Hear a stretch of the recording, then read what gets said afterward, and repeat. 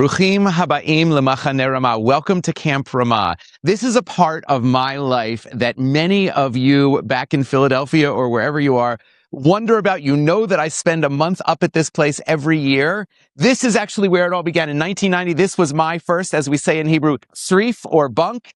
And this was my first experience at Machane Ramah, at Camp Ramah in the Poconos. We are in the far northeast corner of the state of Pennsylvania, and camp is back in session. This place goes empty for 10 months, and then in 2 months, it becomes alive. What you're looking at here is the Agam, the lake we share with another camp, Camp Lavi, and the entire waterfront. There is where I got my lifeguard certification. Here is where I began some lifelong friendships. One of my friends is now chair of the Ramah board, my bunkmate from that first year. And this is where, in many ways, my Jewish lighting up began. I was always strongly Jewish. My family had strong Jewish connections and observances, but living in a community of peers and of people just a little bit older than I, and now that I'm back as a 50-year-old, a lot older than the ones who are here now as chanichim, as campers, this is where we make Jewish memories and plant seeds for future Jewish leadership and fun and friendships. I'm going to take you on a little tour of what camp is like, talk over a couple of podcast episodes of some of the impacts that Ramah makes, not only for the chanichim, the campers, but really for the tzevet who are learning to be Jewish leaders in the future and in the now, both here in the United States as well as in Israel. So come along and we'll go on this journey together. My family has many generations of connection here to Camp Ramah. One of those generations that perhaps is most cherished is a plaque honoring my Zaidi, Lee Linder of blessed memory. My Zaidi was involved in raising funds to build this building here, which is what we call the Ulam Sport, which is at one of our sports complexes. He also worked on scholarships and bunk refurbishments for this camp. I have so many cousins, second cousins, and beyond who have been a part of this machaneh, part of this camp, and my kids are now probably the fourth generation of extended Yanoffs that are here at Machane Ramah. So the connections between life up here at camp and life at Adath Israel are often, I would say, purposefully blurry. And in that vein, it is a pleasure to be sitting with Miryam Seid, who is the Chief Executive Officer of Camp Ramah in the Poconos, and a friend. We have known each other since our time at JTS overlapping, and we get to work together in this capacity. And also, she is a member of Adath Israel. Miryam, this partnership is really one of my favorite aspects of why this connection sustains, both from the Philadelphia side and from the Poconos side. And I just wanted to maybe hear your thoughts about that, about what people take home from this, what you see about the vibe at Adath Israel that's he learned that at camp, or also how that translates to life up here with the connections up here. Sure. So I just want to take it back a little bit, because I think it's important to note that the reason why we became Adath Israel members, in addition to the fact that we overlapped at the Jewish Theological Seminary, was that I knew you were a Ramanic. And for me, as someone who was looking for a place to raise my family, a big part of our life is Adath Israel. I wanted that infused not just in the summer experience, but also in our, every single Shabbat experience. And so I think that I'm very fortunate, obviously, because I represent Camp Ramah in the Poconos, but to be able to be at Adath Israel and see so many congregants that were shaped by Ramah, but also the way that you infuse the melodies, or even in a Devar Torah, when you reference being on Sevet, it feels great to be a part of a community that's so closely connected. And it is natural because so much of my Jewish leadership identity was formed here in younger years that those stories do bubble up in sermons at home. Yes. And I think the beauty of having you at camp for significant amount of time is really like an ongoing continuation, not only for the congregants that are here that go to Adath Israel, but I think the entire kehillah, the entire community gets to benefit from both you being, a pulpit rabbi and then stepping into this like on the ground educator. I almost feel bad for the congregates at Adath Israel that they don't get to see you doing a bishul, a cooking, exercise with our oldest campers where you're teaching them core Jewish values in a unique, immersive, joyfully Jewish way. I know you bring that to Adath, but here in the, wild habitat that is camp, it's really, we're very blessed to have that part here on the ground, with you. And it both speak to one another. It's interesting to see certainly the Adath Israel Chanichim campers and staff who are here, even your kids are among them, who have just a almost preternatural comfort coming up to me in a way that might shock people in the slightly more formal, though not too formal, setting of Adath Israel. And it is true that those multiple sides, I feel much more whole because I get to do both parts of my rabbinate over the course of a year. So I'm grateful to you for that. Yeah, we're honored to have you here in that capacity. I do think that the more our chanichim have these informal educational experiences with people in the rabbinate, the more they not only want to join congregations, whether it is Adath Israel or a different congregation because they live in Baltimore. It kind of starts that connection, that journey into becoming Jewish citizens and finding a congregation. And we try to very intentionally, build the Jewish future. And part of that is congregational membership and what that looks like and connections to rabbis. And we do have you here and a lot other rabbis, and it's Sure. really a beautiful exposure for our kehillah. I know that our local rabbis, there's few things that are more validating than when we're up here and someone who is 12 or 22, and that may be the secret sauce actually, is the young adults who are here and what we do to build them as in their consciousness as leaders. When they'll just sort of catch up to you on your walk towards someplace, I know you get this all the time as well. It's not just rabbis, and say, hey, can I talk to you about something that's on my mind? And that sort of immediacy of it, of having a go-to rabbi is something that's incredibly validating and gratifying for what it is that we're trying to build here. I will say that the one of the things that I think Ramah is doing, as you said, so consciously, is building that sense of a Jewish future. And the opportunity to be just a small part of that is really an honor. It's really a privilege, and I'm grateful. Well, we're grateful to have you here, and I appreciate everything that Adath Israel does to be able to have you here for at least one session, and then And Rabbi Markowitz, yes.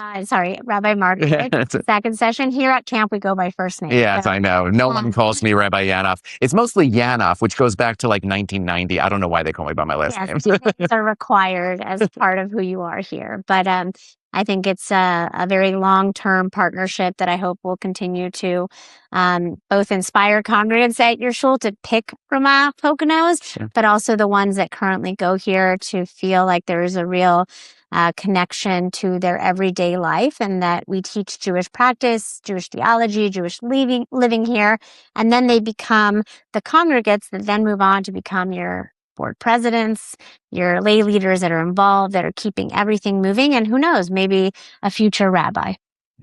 That's the hope, is that in some percentage, whether it is in a professional way or in a volunteer way, that the sense of kehillah, the sense of community that they taste here, certainly in Philadelphia or wherever they may be, is not going to be quite as immersive because so many other things pull at our lives. But when they get it here, they get hungry for it, right? Mm-hmm. And once they're hungry for it, that's half the battle, because then they start searching, and then we know that we have people who want to build that for the Jewish people in a generation to come. Absolutely.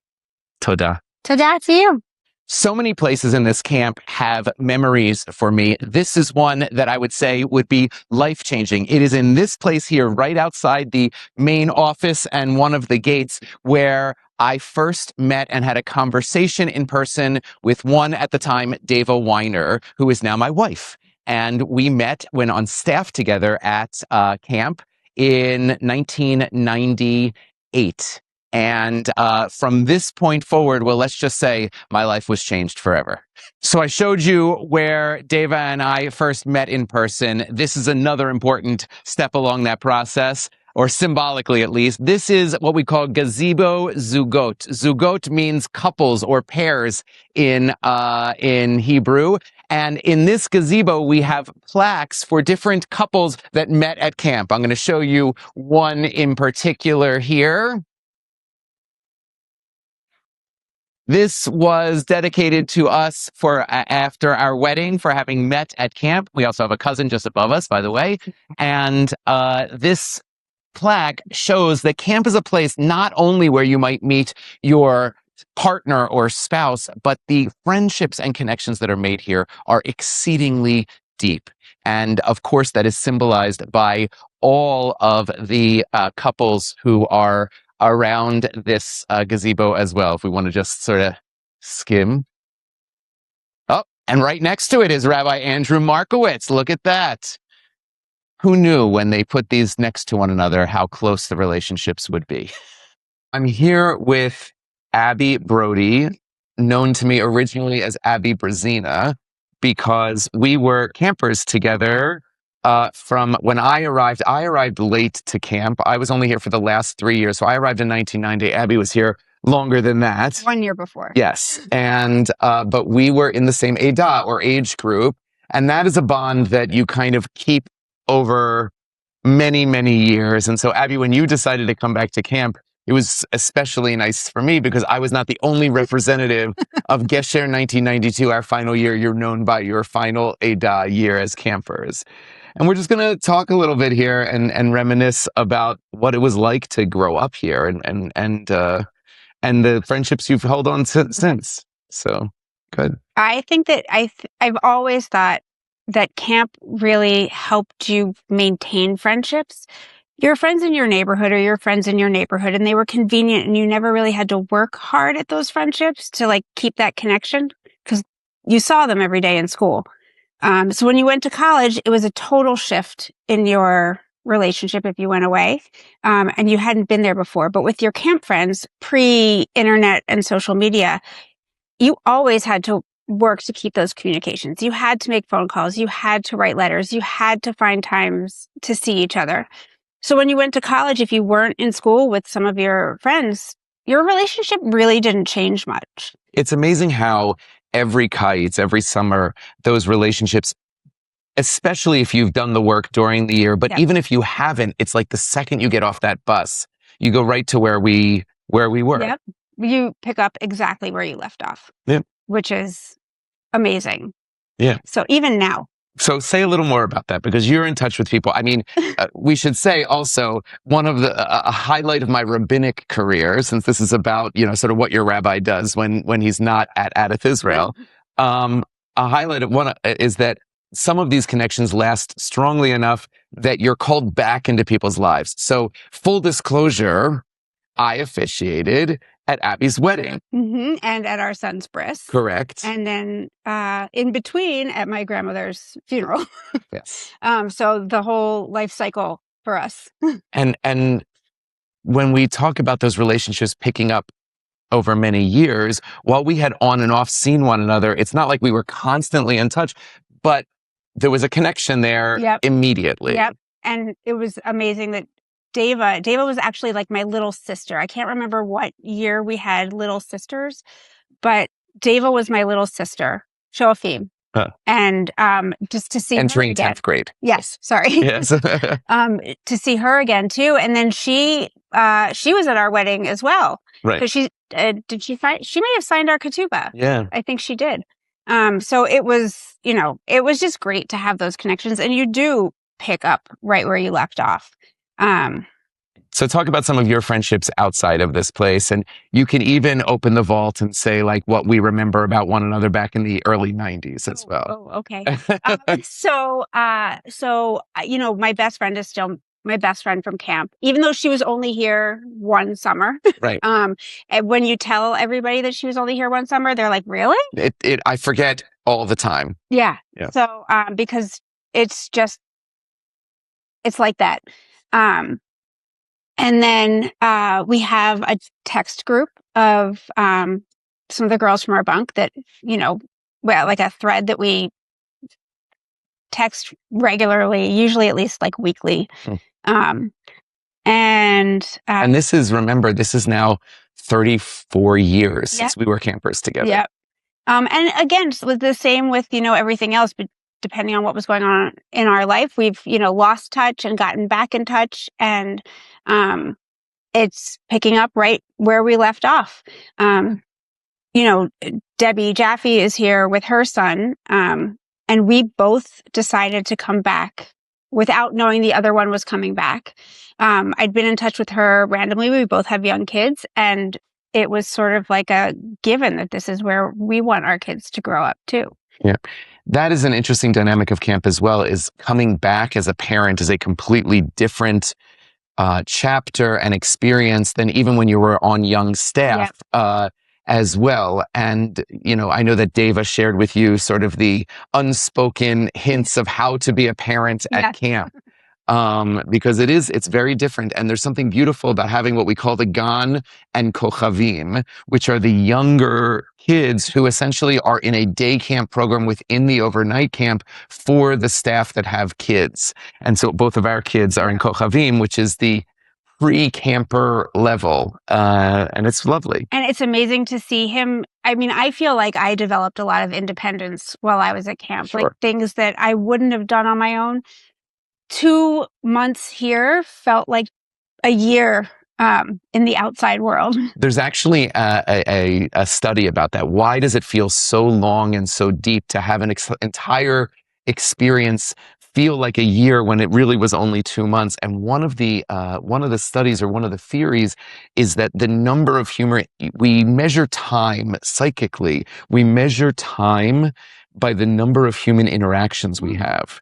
And at camp, the number of human interactions you have in any given hour is so many more than you would have in a work life or even a school life, because you're seeing 100 people within 10 minutes at any given time. You're saying hello to a dozen people just walking from the Chadar Ochel, the dining hall, back to your tzrif, to your bunk. You're dozens and dozens of human interactions in a constancy. You're sleeping in the same room, not with one person in a bedroom, or 5 or 6 or 4 or 3 people in a home, but you're sleeping with 16 people. And that each one of those counts as another interaction. So imagine that your sleeping arrangements count as a multiple of 5 on the way you're experiencing time. And so every month is like a year, or every week is like a year, and so that's awesome. Yeah. And it's great to see Ethan develop that independence too. I came back and he put himself in the shower the other day, which he would never do at home. I love that. I love that. Anna El tells me where she's going, right? And there's something beautiful about that. I remember there was one, I will not say the name, but they are members of Adath Israel, that she is now, has now graduated college. But when she came back from her first summer at camp, I happened to be greeting the bus. And she came off, and one of her first reports was that she had learned so much, she knew how to plunge a toilet. And this was a life skill taught at camp. It's like Montessori. Yes. Cleaning the toilet. Gotta do silver. Yep. And so her father laughed, was impressed, and said, "Oh, does that mean you can help out more around the house at home?" And she said, "Don't be crazy. That's a camp skill." So no, but it is. You're responsible for your surroundings. You're responsible for your things. You're responsible for the things that you never would have been responsible for more before. And it's crazy to me to look at some of the madrichim now, and the counselors, and the junior counselors, and we translate. It's okay. And realize that I was so young. Like when I did that, I didn't realize how young I was before. I totally agree. But the other thing is, I still draw on, as a parent and as a professional, I still draw on the work and family lessons from being a madricha counselor, being a Rosh Dah division head, those administrative skills are things I can remember when I learned them. I can remember when a former director said to me, Eric, there is learning even in when something doesn't work, when it fails. Let it fail and learn from it. You'll be better the next time. I remember those lessons, and I use them daily in my life, both professionally and as a father. Oh yeah, absolutely. And I mean, but being back here and like being able to reminisce about those things and looking back at them has like brought up so much that I can then bring home or even bring to my teaching. Yeah, Abby and I were on staff together. We have the pictures to prove it. Recently uncovered. and also that time as campers, we were both very different people in that time. Oh yes. I remember we took a long car trip together. Yes. When we were on staff to pick up a smoke machine. Yeah, I don't know. On a day off. Something for a play or something. It was a mission. Yes, it was a mission. We drove all the way back. Like into Jersey, I think. Or to your parents' house. Oh, that's right. Into Philadelphia. And my mom, you had a car. I didn't. My mom came and picked me up from your house, and you got the stuff, and I spent the day with my parents. And that was the day my mother had decided to give me the talk before I went to college. And I was trapped in the car with her on the way to your house. And I'm holding on to the door. And I think I got into your car to drive back to camp completely scarred. Like, totally scarred. But luckily you had a friend. I did. I was like, Eric, I feel like that was like a big moment for us. I was like, Eric, I don't know what to do. I don't know what to do with this feeling right now. That's funny. That's funny. Yeah, she waited a while. Yes. I know this is something that you unearthed recently, and will only give glee and pleasure to our Adath Israel people. But you and Robin, your longtime friend who you mentioned earlier, had a nickname that you always called me. Yankofka. I don't know why. I don't either. We had names for each other. She's Robinito. Yes. No one uses their regular names. No one here calls me Eric. Some people call me Rabbi or Rabbi Eric, but most people at camp, regardless of generation, call me Yanoff. And you decided to riff on that. It is very hard to not say Yankofka when I see you. I give you permission. It's fine. Well, I mean, even I would respond. Other friends of ours who are rabbis, I cannot call them. No, you've known us since we were doing things that are going to stay in the vaults. Yes. I was very good. I was a nerd, a lovable nerd, but a nerd. It's true. A lovable nerd. I'm holding on to that. I still use that. It's all good. So, Abby, I just want to thank you for just a little bit of reminiscence, and just the opportunity to be back at camp with you and to have a next chapter, not only for us, but for our families as well. It's so great. It's so great to see our kids play together. I'm so happy to be here. It's great. Thank you. Thank you so much. Nicest things about being at camp for a month every summer is I get to see my kids in action doing the things that I did when I was a chanich camper back about 1,000 years ago. And it's just wonderful to see them enjoying camp like I did. Thanks, Ezra. Go back to your pula, your activity.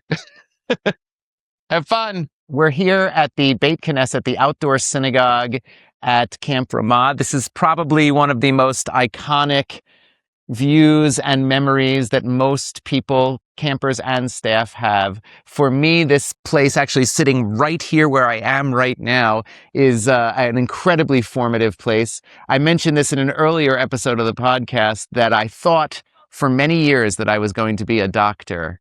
And as I was doing more Jewish education here at camp especially, I started to move more towards thinking that maybe that wasn't my path, but I hadn't really decided what was my path. And this was in the middle of college, my undergraduate years, some measure of stress.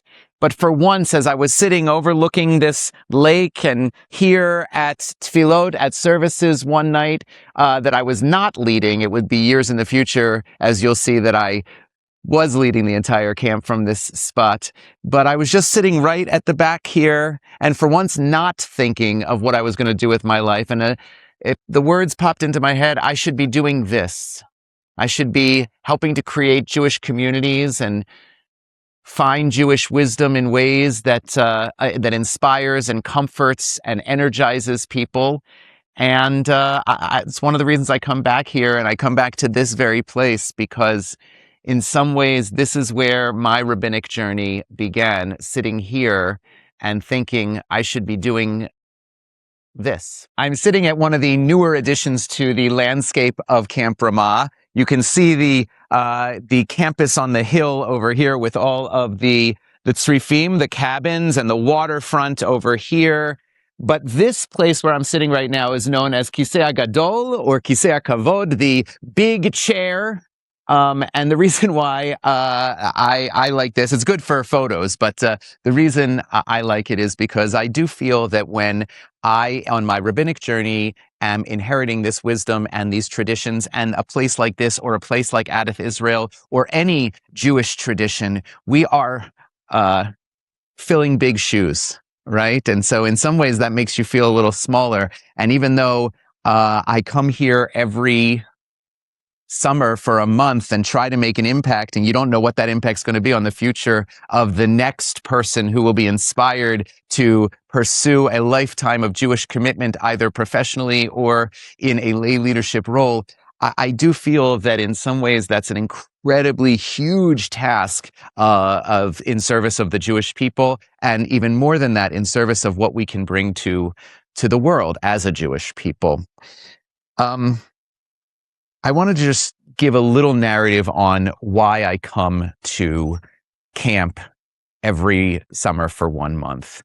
There is a vitality, a power of being amongst people who are, in some percentage, going to be the next generation of Jews and Jewish leaders and Jewish thinkers and people who just love their Judaism. And Camp Ramah is designed from its initial origins as a place to be a sort of seeding place, a breeding ground for that sort of Jewish future. And the reason why I find that incredibly powerful in terms of what I then bring back to Adath Israel is I see the before and the after and the during. Adath Israel is an intergenerational community. We have the youngest members, our 2 and 3 and 4-year-olds, come and give me a high five and say, "Hello, Rabbi Eric," in Starbucks and in the hallways of Adath Israel. And that is inspiring. And that's why I love being a congregational rabbi, because at every chapter of life, I see people and Jews in formation and seeking. We're back at this tzrif, at this cabin where I earlier explained that this was my first cabin, Teisha, bunk 9, as a chanich, as a camper. But we're back here because one of the most sacred and important things about being a camp is giving back once you have been a camper, and then coming back on staff and sharing the love of the place and the magic of the place with a next generation. And that's why I have 2 dear friends with me here. Yoni Shir was my JC in 1995, and we had a not that much shorter Elchanan Brown as one of our chanichim, as one of our campers. And they are back now on staff as well. And so, why don't we just reminisce a little? Tell us what it was like to work together, to have us as a counselor. Go ahead. Elchanan should start. And besides the fact that we still are your favorite madrichim, your favorite counselors ever, what else can you tell us about that magical summer? And it was magic. It was magic. It was magic. It really was.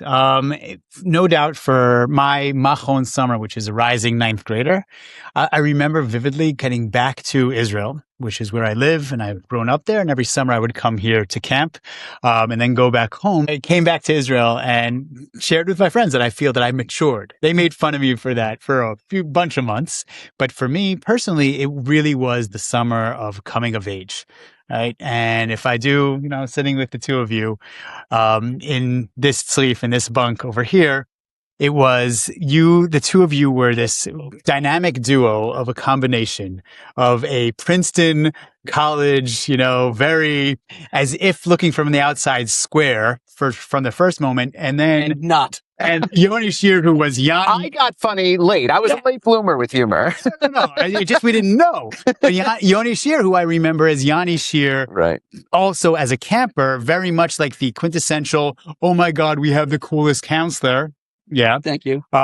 We had the coolest counselor because you were not me. because you were a funny kid. So the combination of the two of you really showed me how people who it seemed to me were of different personalities, you guys made the summer in such an incredible way by like weaving all of that funny and all over the place, but also very organized in a way that we didn't even know that could happen. Besides the fact that you're an actor, and I even remember getting showers from you and having to figure out, you had such a straight poker face, and we could never figure you out, but you always had us really eating out of the palm of your hand. So go ahead. No, go ahead. I think one of the things that I remember talking during staff week with you, Eric, about what are our hopes? What are our goals for this group of rising ninth graders? And there was, I distinctly remember sitting here on this mirpeset, on this porch, saying, I feel like that these guys are going to be ready we want to give them a sense of responsibility about camp and what camp has given them and their responsibility to camp, to giving back. So we came up with this idea of figuring out, like, what are the possibilities? What could we do to have these kids, these chanichim, these campers, give back to camp? And what typically happens is that there's a lot that needs to happen around the machana, around the camp. So wouldn't it be cool if we made them the emissaries of mitzvot, of being able to help out around camp? But this is like a classic example of how sort of the creativity and keeping it in suspense and doing a mitzvah and having the Jewish values of it and the Hebrew of it all sort of coalesces. So tell the story of what happened. So what we decided to do is that we created an underground secret, we won't call it an army, but we should society, an underground group of do-gooders, who would do good things around the machaneh, around the camp. So if someone, for example, were carrying a tray of dishes in the charochel, in the dining hall, and the tray crashed down, it happens every once in a while. You have two options. You can either laugh and clap, right? Or you would. What we ended up doing is that we would point to Rabbi Yanoff would point to a chanich, to a camper at his table sitting in the chadarocha in the dining hall. I would point to another one, and we would just send them. We would just point to where we would say go. It was a code word. Rachmanis. We would say Rachmanis, which means it's Rachmanut, means like loving kindness, be compassionate, be caring. Correct. And that chanich, the camper, would jump up and would run, would run to the tray that had spilled, and would start gathering up all of the plates and silverware, put it on the tray. The other one would attend to the person who dropped the tray to make sure that they were okay and that they weren't embarrassed, and would help them. And then they would both make sure that everything would get brought into the kitchen to be, and would clean it all up. And then when they would run back to us, they would come back, and there was a salute. And the salute looked like. You forgot we all had, you gave us code names. Everyone had this fee, and you made it so that we'll get to the salute in a second. I'm going to get up. But we were sitting at the edge of our seat, hoping that our code name would be called. In other words, I was hoping to be called upon to go run and pick up dirty, disgusting ketchup, like pasta on the ground. That's what I was looking forward to, so that I could come back and do the mitzvah and then come back and salute. Rabbanis. So this is the salute. And now 31 years later, first of all, we come back to camp and we see one another. What's the first thing we do? We salute. Of course. And we start laughing. But 31 years later, this idea and this memory and this fueling of energy comes back to us each time. Go ahead. It fueled it much more than just, it was in the interim as well. So I became an educator. I'm a tour guide, and I taught at the Alexander Muss High School in Israel for 15 years. And in my process of doing all that, the concept of how do I take a value, a Jewish value, fun, and just also the interpersonal care that we felt, like that responsibility, those are things that I took from the summer here in this bunk, in this sleeve. So coming back here was a decision, right? As an adult, coming back and spending my summers here. And it really comes to coming from Israel and choosing to spend my summers here and send my kids here, knowing that, first of all, let's be honest, the Israeli options for summer for kids, not so incredible. However, my son, who is now in this very street, this very the same generation to generation, as a rising ninth grader, this was the first year that he does have a very good option. His summer in his youth movement, it has a leadership training and all. But the fact that he spent the 4 summers leading up to come here, it was a hard decision, but it was his decision to come back here this summer. And he gets to, and then I get to just enjoy and smile knowing that he's spending the same summer in the same bunk. And don't think that we leave the mischief to the chanichim, to the campers either. We still do plenty of mischief, the 3 of us. Absolutely. And of course, we see Elchanan whenever we're in Israel, and we stay in touch. This is what it means to have these connections. They don't stop even when the summer ends. There's none of this, it turned colder, that's where it is. None of that, right? You know, it's really it's really a lifelong connection. We should go see the plaque. Let's go see the bunk plaque. So you can see this is our plaque. It's faded a little after 31 years, but our names are up there. There is a relative of a current Adath Israel member who is Landsberg. Lands is on there. And these are people who really stay connected and stay very much a part of this place and a part of what we learned and experienced together. I will say that earlier this spring, Josh Okan, who's in the bottom center, got a recognition at Barak at the high school, and several of the people on this plaque just showed up, standing in the back, to be there for their friend. It's great stuff. L'dor vador. Thank you for tuning in to Center of Gravity. We are working to make this podcast as engaging and meaningful as we can, and so we need your help. If you have any feedback, questions, comments, thoughts, ideas for future podcasts, or any other ways that we can reach you, please email us at centerofgravity@adathisrael.org. Thanks so much for tuning in. Shalom.